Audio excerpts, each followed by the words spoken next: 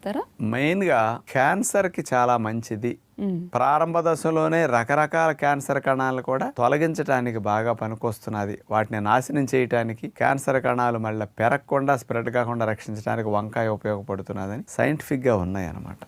ఈ వంకాయలో ఉండే glyco alkaloids అనే కెమికల్స్ స్పెషల్గా ఏం చేస్తాయి అంటే క్యాన్సర్ కణాలు, అంటే రకరకాల అవయవాల క్యాన్సర్ కణాలు కొంచెం డిఫరెంట్గా ఉంటాయి కదమ్మా.